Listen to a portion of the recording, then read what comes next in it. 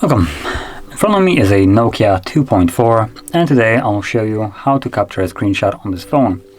So to get started, you want to open up the content that you wish to capture, which for me, I'm just going to use settings as an example. And once it's open, there's a couple different ways we could capture a screenshot. Number one would be by holding the power key and volume down. There we go. As you can see, it captures the screenshot. So that is one way. Another way, which will be arguably the least convenient one, is by holding the power key and from here selecting screenshot. Basically works the same way.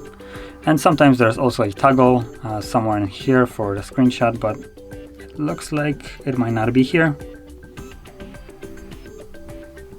Yep, it doesn't look like there is a toggle. So those are the two ways you could capture a screenshot on here. And once you have captured your screenshot, you can find those screenshots in your photo gallery. So I'm going to quickly open that up.